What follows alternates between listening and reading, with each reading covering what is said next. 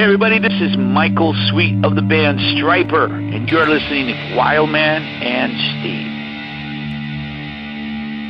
You are about to listen to the intersection of faith, talk, and music.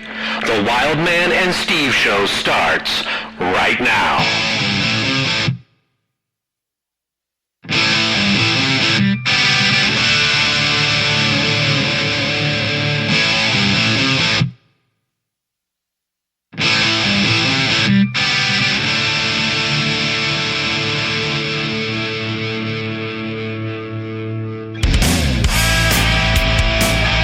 Welcome everybody once again, I am on the edge of my seat today, not because we have news going on everywhere, which we do all the time. We're hearing so much political news today, aren't we, Steve?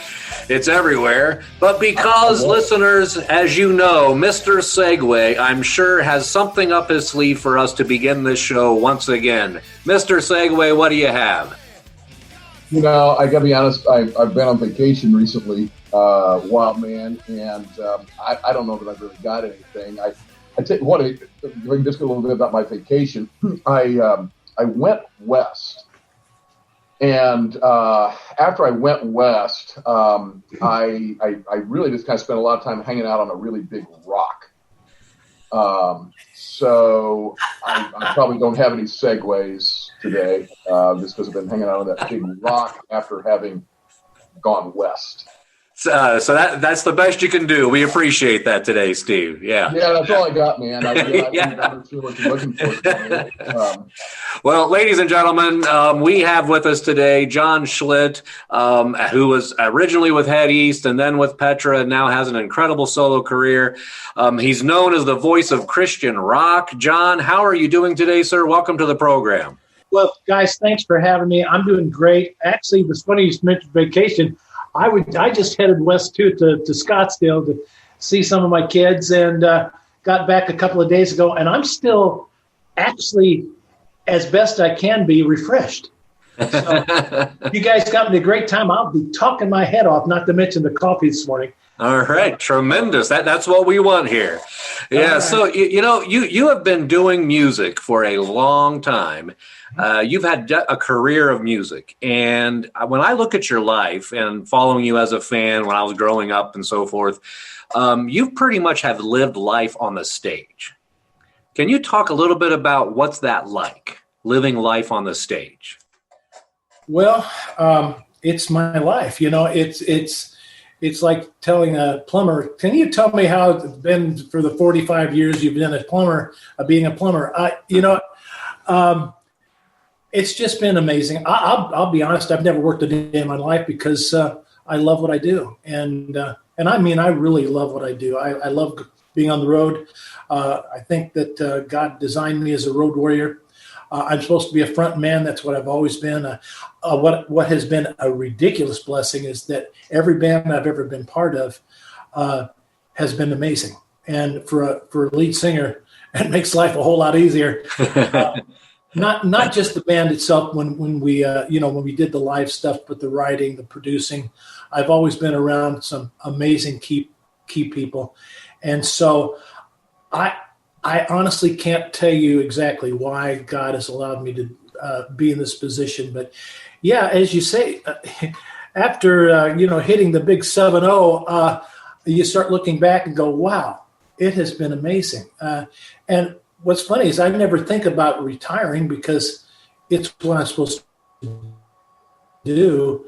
But everybody goes, when are you going to retire? When are you going to retire? And I keep saying, not until God takes my voice away, And it may be different. I probably won't ever be in front of, the 20 to 100,000 people concert type things, but that's okay because been there, done that. What's next? And I just want to be able to use my talents and I hate to put it this way, but my connections or my opportunities to present amazing music the best I can to bring across the message that's life-changing. And I even look back at the Head East days and I see that as almost a training session for what was next in the future. And so, God's amazing. You can tell what he did. You can tell what he's doing. Hindsight. You never can tell in the future, but hindsight's amazing. It's always 2020. and you look back and go, "Attaboy, God, good job." Well, you brought up about your voice, and until such time as it's not able to do what you want it to do, you're going to keep going on in there. Obviously, there's a lot of talk these days about our let's be honest, our music heroes, our rock heroes. Just the other day, David Coverdale turned 69 from Whitesnake. Ian Gillan is still going. Deep Purple, and we got a lot of our guys, that are in that same age bracket. Mm-hmm. Not everybody's voice is holding up. Let's be honest. They're right. Not. And sometimes they're still able to produce something pretty good. Other times you're saying, man, you probably should have hung it up a few years ago. What have you done as a singer to keep your voice strong over the years so that you still got a good instrument to use? Oh, boy, I would love to say it was something I did. I think it's more of a blessing from God. But, it's probably the way I sing. I've learned how to sound like I'm destroying my voice when I'm really not. The high notes I do, it's sort of a unique type of style that I have. You know what? It's just a matter of being wise. Don't go in there and scream your lungs out to where you don't have any vocal cords anymore. But learn if something's needed, if that high note's needed and it needs to be stronger than some falsetto thing, you learn how to do it. And I've been singing for so long. Back in the head east days, I was singing, 6 hours a night, 7 days a week. And you learn that longevity's there.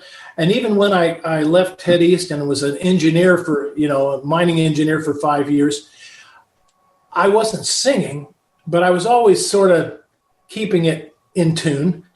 And when I came back, boy, it took 6 to 9 months to get it back to remembering how to do it again. I was blowing my throat out after 3 songs for the first, for the first 6 months with Petra. And those poor guys, God bless them.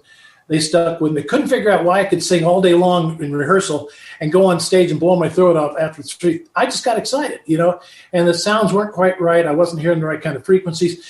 You just have to, I guess, after being in it so long, I'm a pro. And the pro learns how to take what God's given him and use it to the best ability.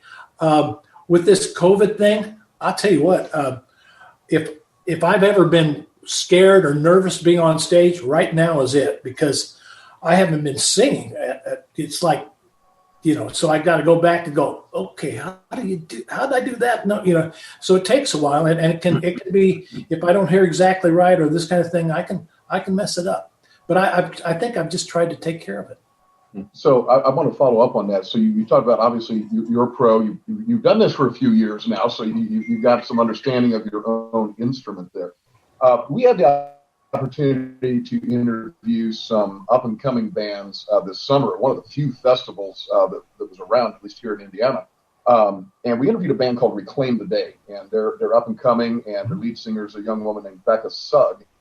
And she was talking about the vocal teacher that she works with. And I thought that was really interesting to hear somebody who is performing, but is still working with a vocal teacher, vocal coach. And we talked about that a little bit. What recommendations or advice would you have for up-and-coming singers? Do you suggest that they work with someone in the early days? Did you ever do that?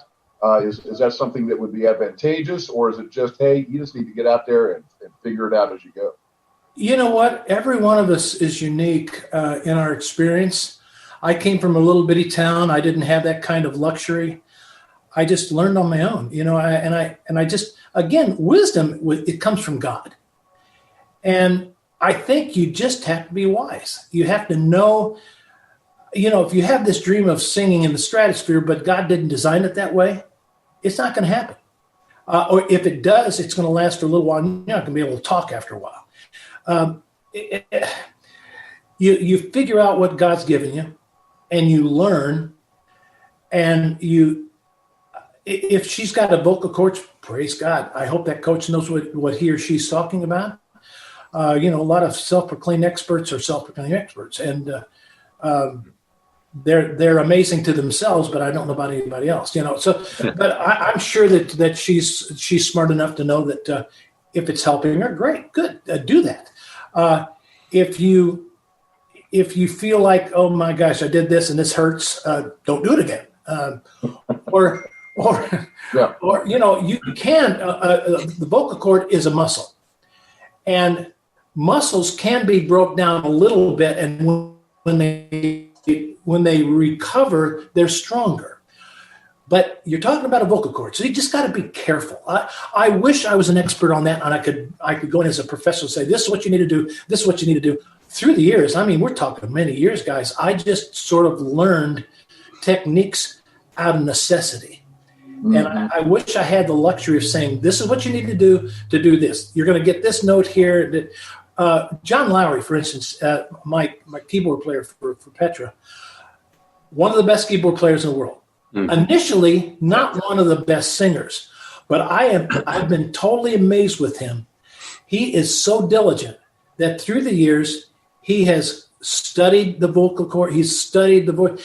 He can tell me exactly why I can do what I do. And he has learned to be a pretty classy singer. And I didn't think that was possible. I thought God gives you the skill to be a singer, or you're not a singer. I don't care how long you try. You can't make a silk purse out of Salzir. That's an old phrase out of the Middle East. Anyway, but he proved me wrong. Not that he was a Salzir, but he's actually become a pretty good singer with a good range. So it can be done. You just have to be diligent but wise. Wisdom, I guess, to me right now, that's the word of the day. Wisdom. You can really mess things up, but on the other hand, if you use it wisely over time, it can work. Sometimes I feel like I'm losing control. Life can knock you down, it can rattle your soul. But so what? Fight downright feels like I can't take it anymore. Here it comes again, now I'm right in the way. I ain't laying down, I got something to say.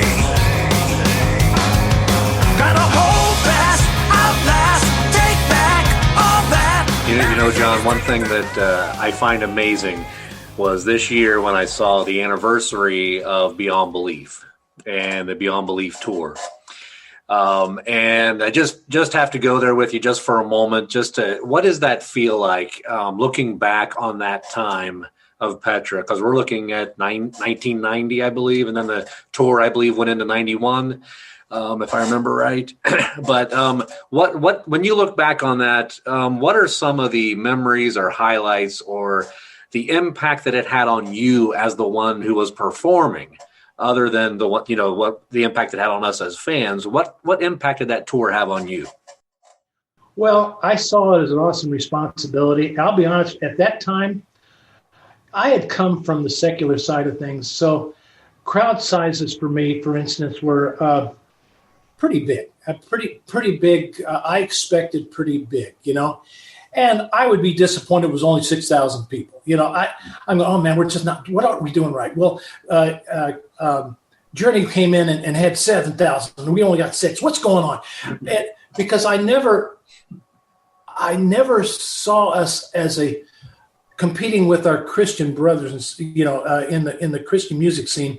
I always saw us as competing for the listening ear of Christian and non-Christian kids with the secular. So I was always being the front man. I want to make sure that when we walk away, that the people that came to the concert were absolutely thrilled and got the message that would change lives. And that's hard to do. It's hard to compete with the secular world as far as excitement and still have a message that it cuts through to the message that changes lives. It's hard to explain, but did I enjoy it? Yes, it was very cool. But was I ever content? No, I always wanted to stretch for that next limit, and didn't realize how ridiculously blessed we were, because you don't sit and settle for this is good enough. That's like sitting back and going, okay, good. I'm happy now. No, you find out what's next. For instance, as you guys pointed out, I've done a lot, but that's not. It's been great. The past has been great, but what's next? So that's why I'm concentrating so much on my solo career, because what's next? What's got next? Yeah. Looking back, wow, what a history. That was a Josh McDowell tour. That's when we got our Grammys and our Dove. That's when we finally got some Dove Awards. Finally. After being nominated 400 times. So it was a pretty major year. That record was absolutely, it's synonymous now for Petra. And Petra's had so many amazing records. The records that came out before me, I was a ridiculous fan. Greg's a ridiculous singer. I was always amazed by Petra, and more power to you, Not of This World. Oh my gosh, all these should have been platinum gold, but because we're rock, it doesn't fit the scheme of the typical Christian music, and that's okay because we were designed to do what we were supposed to do, and we've done our best we can. Sure. Yeah. So you mentioned about your solo career now, and I got to tell you, the surprise that you hit me with last year, and it was probably the surprise that hit a lot of your fans. It was on my phone. I got an alert. I believe it was. I think you may have tweeted it out, or it may have been an email on your subscription list that said, "Hey, new album by John Schlitt, go." It was Christmas Eve. And I'm looking at this, I'm with the family, and I'm like, excuse me for a moment. So I get up and have to start playing this album. And I got to tell you, when I started playing it, I loved it. And Feel It is my favorite one on that album. I just love that, such strong vocals. Yeah, exactly. Keep going. That's it. Yeah. No, that's incredible. So my understanding is that album, even though it was a surprise, that had been in the works for a while. Well, I wasn't going to say too much about it because I didn't know if it was going to get out. That was my goal, to get it out for Christmas in one way or another. And the best I could do was have it a download on Christmas Eve. That was because I had started, oh my gosh, the year before that, last year, I think in March. And I had to find the right producers. And I have plenty of great friends that are great producers, including my son-in-law, who's been part of The Greater Cause, Grafting, the Christmas album. I mean, he's amazing. But because I've used him for the last 3 or 4 records, and he was super busy with Michael McDonald, he was touring with him, and I didn't want. And he always gives me a great rate, so I didn't want to take advantage of that too much. So I said, Dan, if you don't mind, can you fit me in with a certain amount of songs? He said, yeah, of course, Dad, I can do that. So then I went to my J Seculo band, and I've got 3 producers there. I've got Mark Townsend, I got John Lowry, and I've got John Elefante. Yeah. My initial goal was to use all 3 of them. Well, John Elefante, the stinker, just he was moving from one mansion to another, and he didn't have time to do it. And so he sort of had to bow out, but I still got John and Mark. And so I let Dan do 6 songs. Johnny did 3, and Mark did 2. And they all did it separate. But all those guys, including me, were super busy that year. So we're trying to fit everything together. And I honestly didn't have a schedule plan. We just did it when we could fit things in. And so when it was all said and done, and I sat down and listened to the record, separate producers. We did have a meeting initially, and we wanted a direction to be 70s, 80s rocks, because that's where I'm at, with sounds of today. And that's always what I've wanted to do. I know who I am, and I love it. I love that style of music. I don't think it should ever disappear. To me, it's very honest. It's an honest, exciting music form. I always want to do that. But I do also know that the sounds of today are amazing. the techniques of today are made. So don't lose that. Don't be an antique, be an artist. So they all got it, and they're all cutting edge. I mean, they're always up to date. And they pulled some stuff that I go, ooh, okay, well, you're the producer. And when it was all said and done, I listened to it and I go, oh my gosh, we did it. So my biggest fear was it wasn't going to be as good as A Greater Cause. And the greater cause to me, when it came out, I'm going, oh, I've hit my peak. That's the best. And then Go came out and going, oh, well, why was I worried? Shoot. So it was an amazing record, and the title cut Go is perfect for it. Mm-hmm. It did exactly what I wanted to. The message that I wanted to get across, and every song has a great purpose. I think the order of it, if you listen to it from start to finish, to me, it's a great set. It has the momentum, peaks and valleys, and it has texture to it. I'm very proud of it. And if anyone ever gets a chance to listen to it with this COVID thing, came out officially February 28th. And what happened February 28th? The whole world collapses, So it's sort of we've got great guys like you that actually cared about it and checked it out and goes, whoa. And then we've got a bunch of people that have no idea that it exists and may never. But you know what? It's not a self-gratification thing. It's just I do the best I can, and then God uses the way He wants.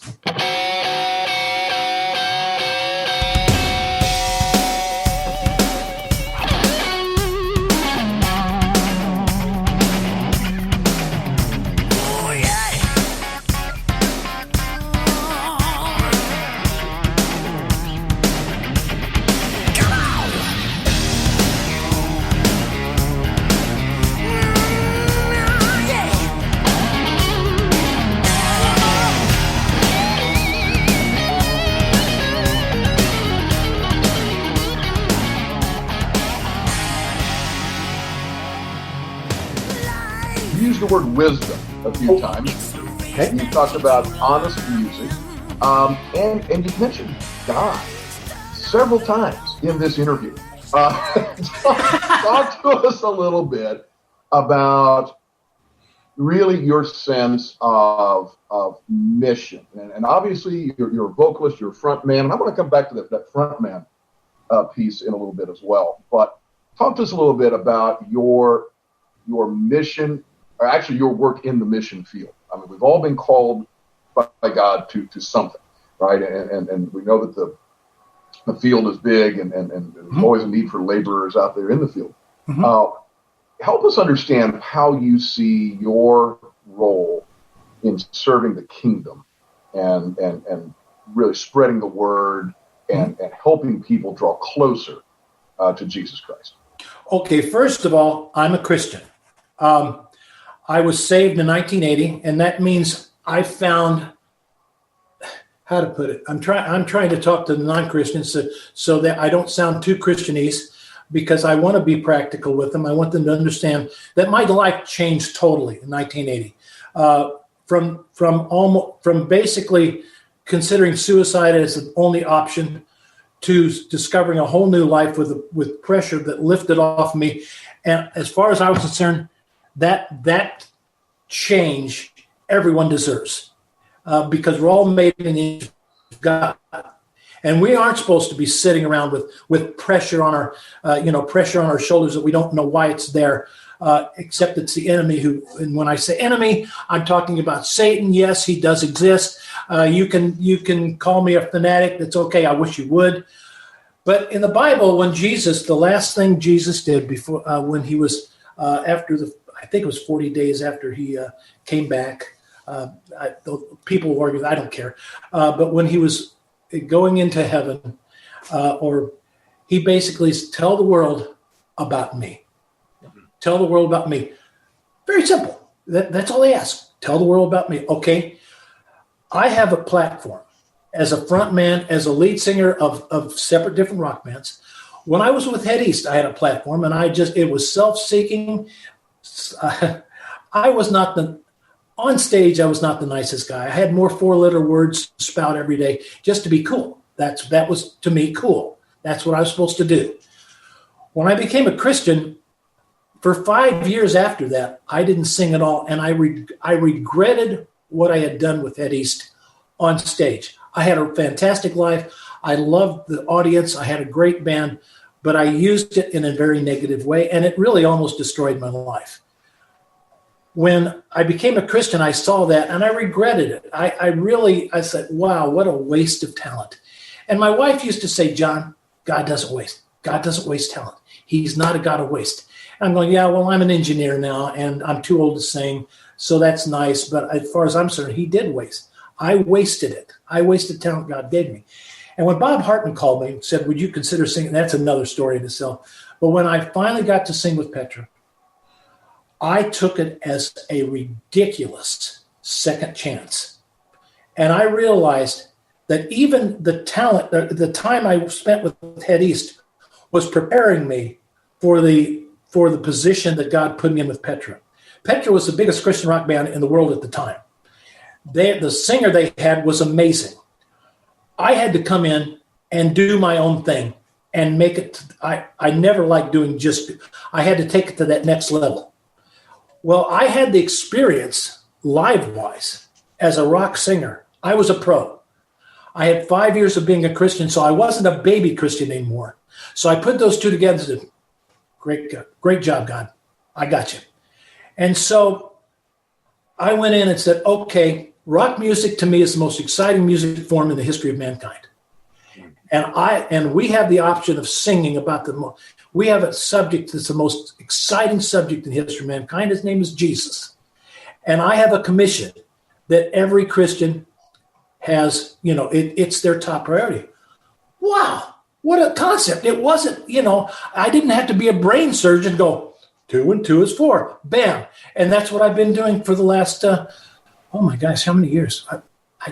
I don't want to say, it's getting too long, but a lot of years, guys. And it hasn't changed. I watch my pastor and I'm going, wow, is that cool? And he's talking and he's doing his job. He's spreading the word. He's giving the gospel to anywhere from 2,000 to 3,000 or 200. I get a chance to do it in front of hundreds of thousands over the internet. Oh my gosh. That's my philosophy. Here's my responsibility. Here's the tools God's given me. Here's my opportunity to do the commission. And that's what I'm doing.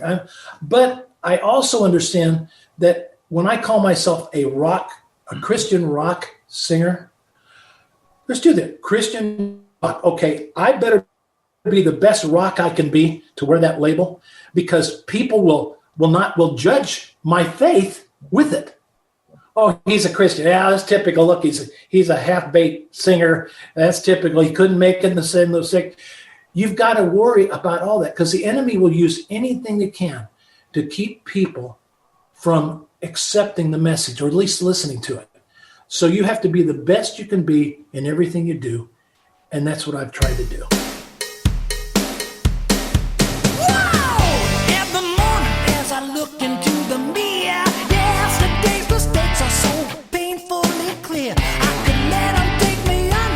Source of misery, or I could understand the power of the blood that's shed for me. Often I'm reminded that there's nothing we can do that would take away the sacrifice for me and you. So when you feel the guilt of the enemy's attack, just know you've been forgiven and don't look back. Don't look back. Yesterday is over. Today is a brand new day. It's not the answer, no, it's not the way. You can't go forward when you keep looking back. How can you think about the future? You said when you had that time in 1980 when you came to Christ, and you talked about things that were weighing you down, and feeling that lifted. I got to be honest, that really struck a chord with me just now when you said that, and I'm thinking some of our listeners as well. I imagine there's a lot of people who say, you know what, I follow Jesus. I'm going to church. I'm reading my Bible. I love him. I believe that the Holy Spirit is in me, and yet I still have that weight on my shoulders. Mm-hmm. I still feel that I am trapped and that I am weighed down. And whether it's temptation or whatever it is, Mm-hmm. Can you just say a little bit? And I'm sure you could go on for a long time, but can you say a little I bit usually about do. What was that like for you when you had that moment and really, again, that burden lifted, right? The stone kind of rolled away, as it were. Were you talking with? Was it a friend? Was it a pastor? Was it a late night? Jesus himself came to you. Kind of what was that for you?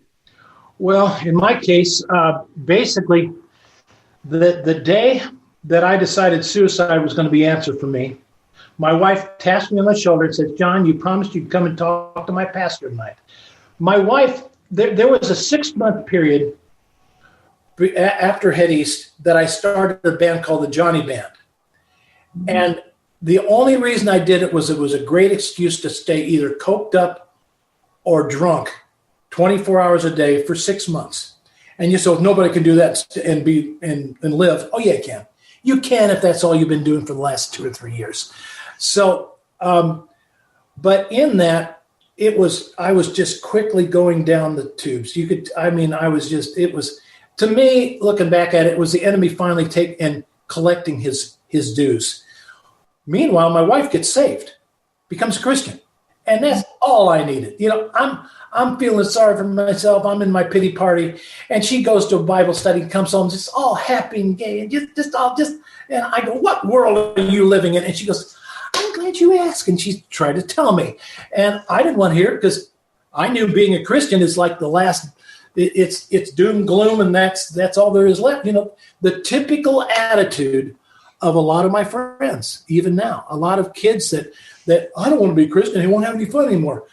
Well, that's the typical, one of the typical tools. But anyway, she comes up to me and as I was thinking about the way to end my life, and she comes and taps me on the shoulder, and I said, "When?" She says, "Last night when you were drunk." And so I said, "All right, I'll go to this pastor's house." And I went with an attitude of nothing's going to change. I wanted her to remember that I tried.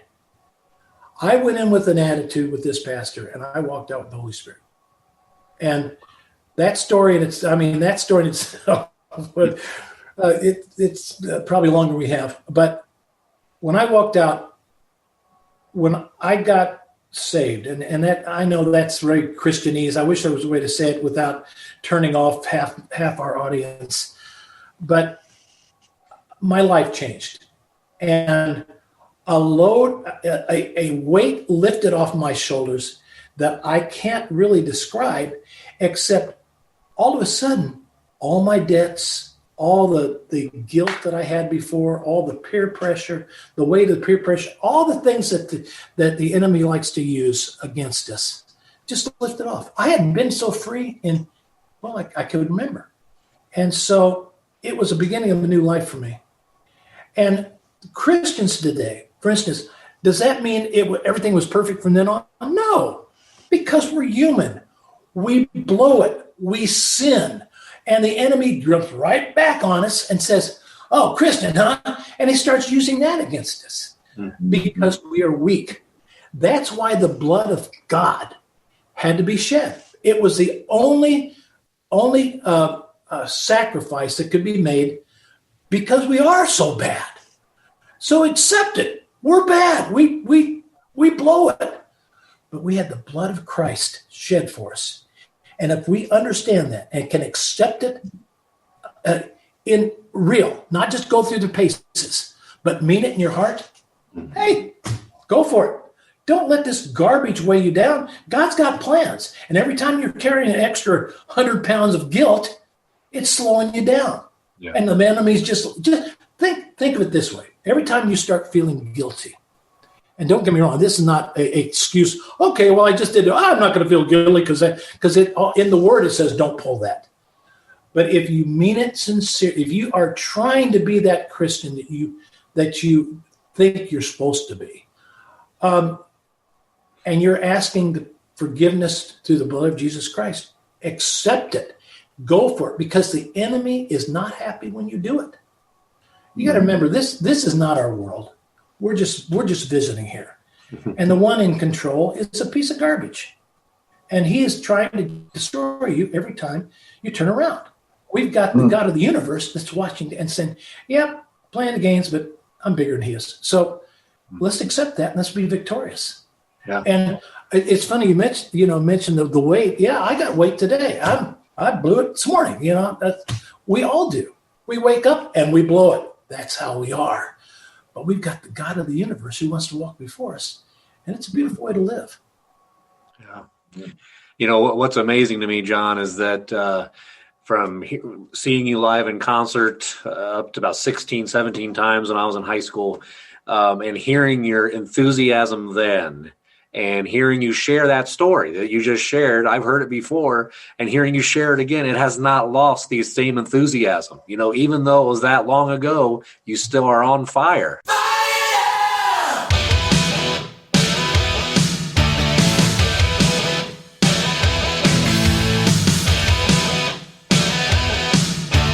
Just a little plug there. You're still on fire for Christ. You are such an inspiration. It's like you're a simple motivator. When you speak, you motivate everybody around you. Like we're like, man, we got to go out and do something now. So we appreciate that. Listen, I've had the luxury of being associated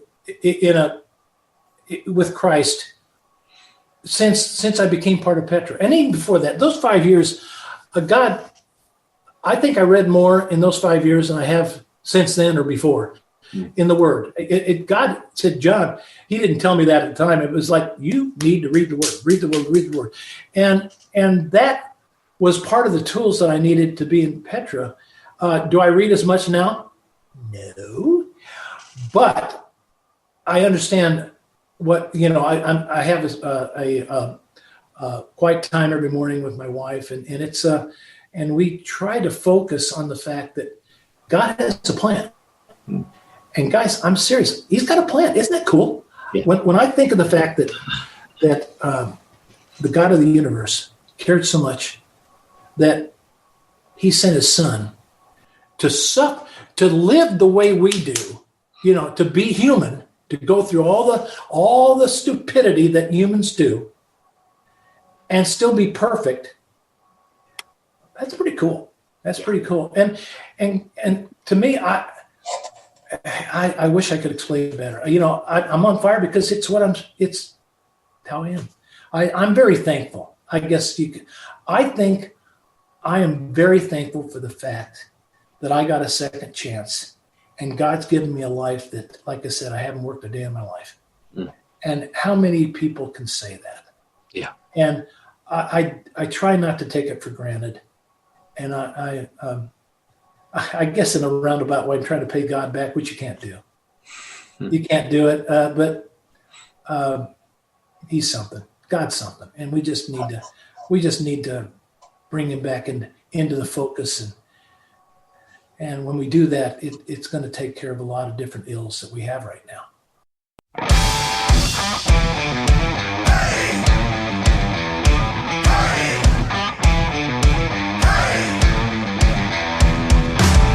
Way down there you go when you're living with the good love.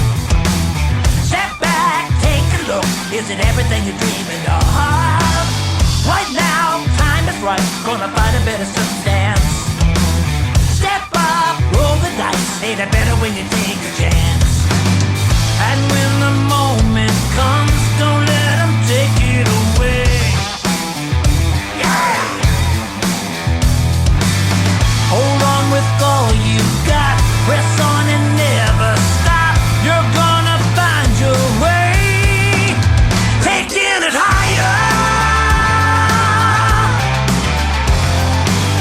No matter what they say. Taking it higher. So just a quick question here. We're going to be wrapping this up soon, but a quick question for you. You mentioned about today's music, and it's not the same as the 80s. Steve and I are strong. We agree with you 100%. The 80s music that's the only era there is in music as far as we're concerned. But what would be your advice today to the youth that are out there as far as what music to listen to? Not style, not necessarily what era, but what should they look for that's going to be something they should listen to today? As for Christian edification, you got to be diligent. If you've got an artist, I don't care, secular Christian, I prefer Christian, but even then, just because it's labeled Christian doesn't mean it's going to be. You got babies out there spouting everything you can say God at the end of it and say, "Oh, it must be Christian." Yeah. But you study, find out what lifestyle do they live. Are they for real? I guess the whole thing is you got to be diligent. You got to study. If you like this artist, man, you've got the internet now. There's no privacy. Go and find out where they were born. How many kids do they have? What school they go to? Because you get it all.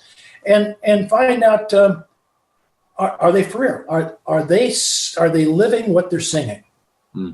And if it's edifying to you, if what they're singing is valuable to you as far as your Christian walk, jump on it, use it. If they're for real. And I'm not a big internet guy because it basically destroyed music the way I understood it.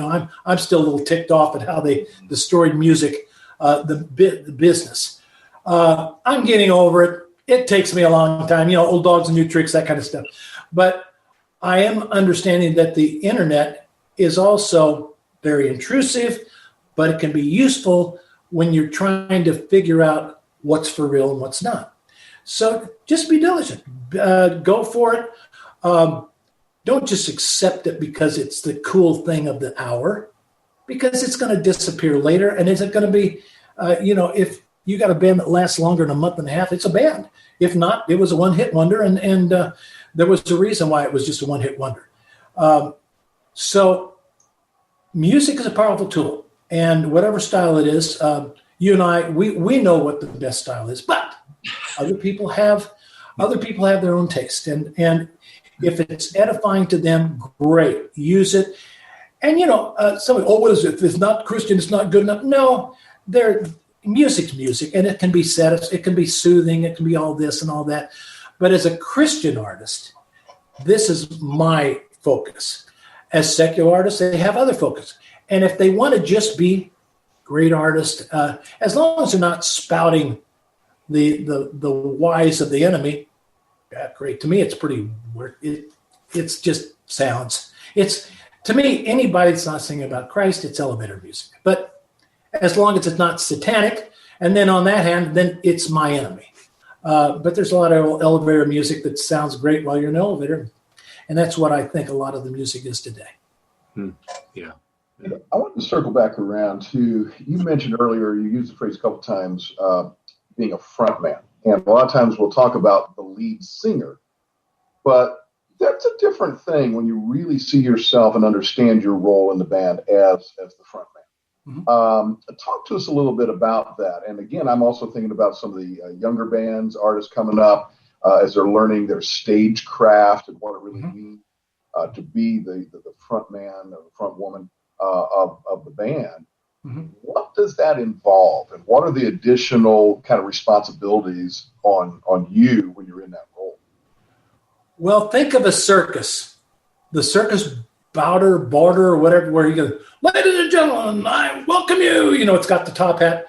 That's what a singer is on stage. Or that's what a front man is. Now, a front man can play guitar and be a front man. I am jealous of anyone that can do that.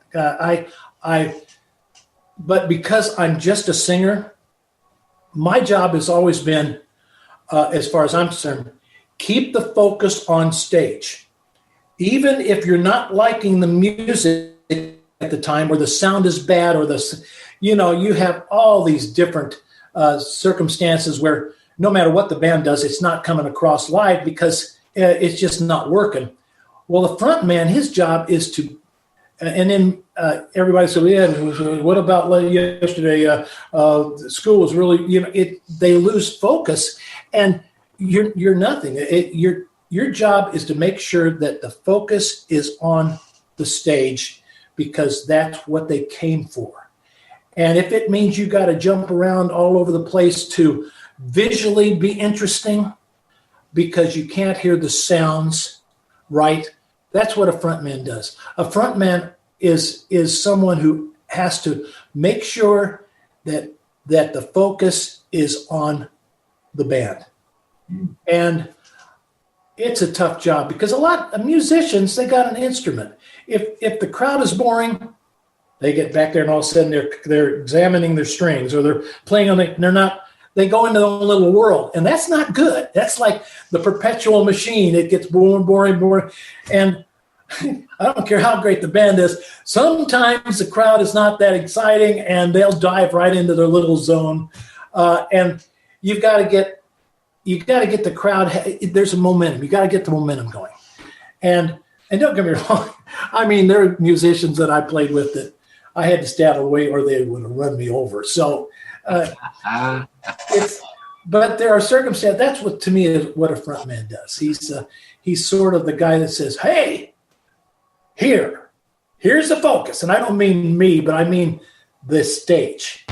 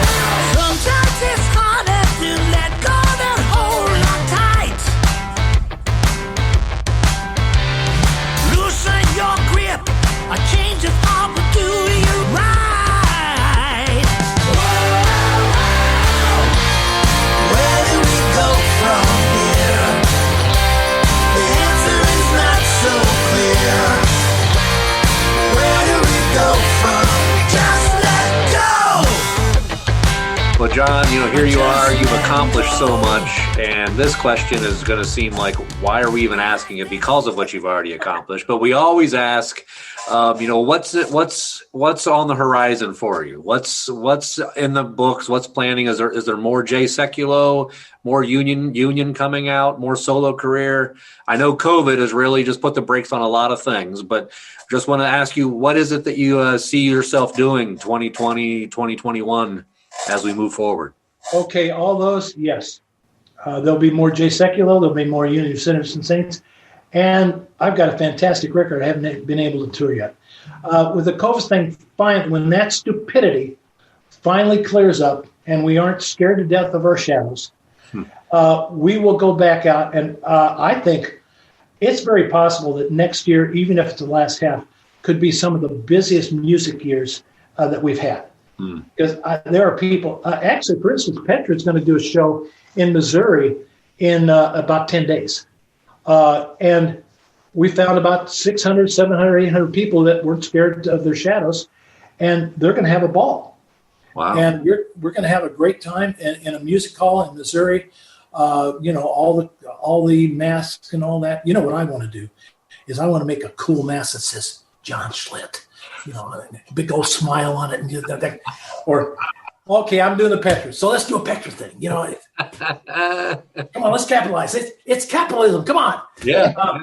But I again, like I said, as long as God allows me to have a voice, and the J thing is so easy because the J second, because I got John Elfonte with me. I've got actually John and I and Mark Townsend is close to an A singer. We have 3 more singers that could be A or B. There's nothing vocally that the Jay Sekulow band can't do. And I've never been in a band like that. That it's got to be one of the coolest things I've ever done. The Union of Sinners Saints. Oh my gosh, we with them Billy and I have taken Jason Fowler with us, and we've done an acoustic thing called the Storyteller Tour, which is amazing. But with the whole band, they're all A artists. It's a ridiculous band again. And the solo thing, if I get a chance to do it, if I get a chance to go out and tour, I'm going to have to use some pretty hot musicians because that record is no slouch. I mean, I'm going to have guys that know what they're doing. And also with the Greater Cause, I'm going to bring some of that in and a little bit of the grafting. And all those albums, the solo albums, well, shoot, Shaken and Unfit for Mine, there's nothing that I can get away with without a top-notch band. So if I get a chance to tour on my solo stuff, and of course I'll do some Petra and a little Head East probably. So it'll be fun. It'll be fantastic. So again, for some reason, God's allowed me to be dealing with some of the finest musicians in the country. And hopefully people will appreciate that, and I'll have an option to be able to do it. And if not, I'm working on John Schlitt Ministries, which now has gone to BLD/IT, Build It Ministries. And I've been super busy with that too. So I had a meeting with my board members on that ministry, and they looked at me and says, "You're retired. No more CDs. You're retired." And I looked at them and, "No, I'm not." And they say, so guys, Go may be the last album I've ever done, but hey, it's not like I haven't done a few. I can tour off those forever. So we'll see. Well, great. We want to thank you again, John, for joining us. This has been a great time.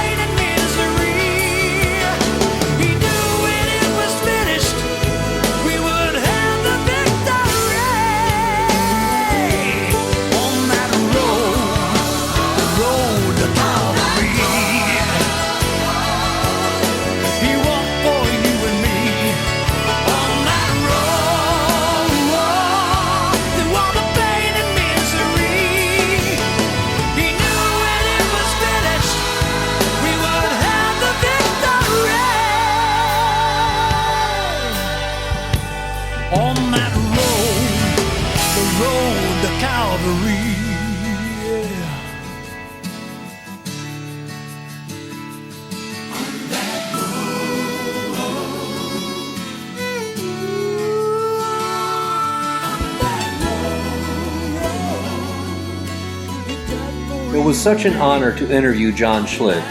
The man has accomplished so much over so many years, and he is still going strong. John's enthusiasm for Christ is contagious. He has such a passion to minister and share Christ with others. It was a motivator for me, and I hope it is a motivator for all believers who listen. We are to be about the task, to make disciples of all nations. May God help us have this desire. If you enjoyed this episode, please leave us a review at wildmanandsteve.com.